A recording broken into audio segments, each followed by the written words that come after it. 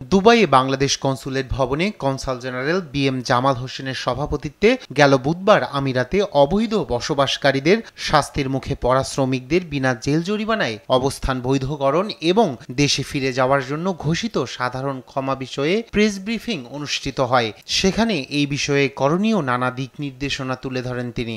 এই দেশে অবস্থানরত অভিবাসী সবার জন্য কিন্তু এই সাধারণ ক্ষমা ঘোষণা করেছে। 1 সেপ্টেম্বর থেকে 31 অক্টোবর পর্যন্ত এই 2 মাস হচ্ছে সাধারণ ক্ষমার মেয়াদ। এই সময়ের মধ্যে এখানে বসবাসরত যারা অনিয়মিত, আনডকুমেন্টেড বা কাগজপত্র নেই, বা যারা বিভিন্নভাবে যে কোনো কারণে এখানে অবৈধ হয়ে গেছে, ভিসা নবায়ন করতে পারে নাই, তারা এই সাধারণ ক্ষমার আওতায় তারা এখানে বৈধ হতে পারবেন।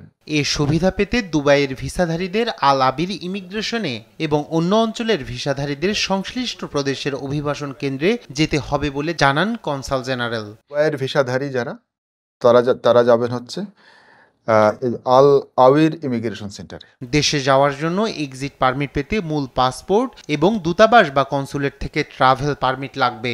ভিসাহীন থাকার জন্য কাউকে সাধারণ ক্ষমা চলাকালে কোনো জরিমানা দিতে হবে না, তবে ডকুমেন্ট প্রসেসিং এর জন্য দিতে হবে নির্ধারিত ফি। যারা সংযুক্ত আরব আমিরাতে অবৈধভাবে অনুপ্রবেশ করেছেন তারা পাসপোর্ট এবং বাংলাদেশি হিসেবে কোনো প্রমাণ বা সংশ্লিষ্ট দেশের ভিসার প্রমাণ ও আগের ভিসার তথ্য দিয়ে কনসুলেট বা দূতাবাস থেকে ট্রাভেল পারমিট সংগ্রহ করে সংশ্লিষ্ট ইমিগ্রেশনে এক্সিট পারমিট নিতে পারবেন।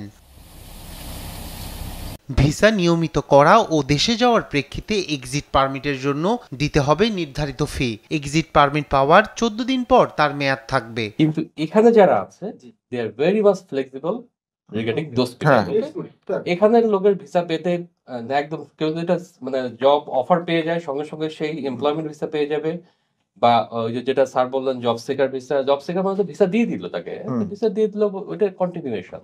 এছাড়াও নিয়োগকর্তা থেকে পলাতক ব্যক্তিরা এই সাধারণ ক্ষমার জন্য আবেদন করতে পারবেন, তবে এক্ষেত্রে পলাতক বা তামিম রিপোর্ট আপডেট করে সংশ্লিষ্ট ইমিগ্রেশনে যোগাযোগ করা হলে যথাযথ প্রক্রিয়ায় আবেদনকারীকে ইমিগ্রেশন কর্তৃপক্ষ পাসপোর্ট দিবেন। ট্রাভেল পারমিটটা যারা নিতে চান এবং দেশে যেতে চান তাদের জন্য খুব সহজেই আমরা এই সেবাগুলো দিব, খুব দ্রুত সময়ের মধ্যে দিব। আমরা একটা ফ্লো চার্ট করেছি। সাধারণ ক্ষমা চলাকালীন সময়ে বন্ধ থাকবে নতুন ভিসা কার্যক্রম।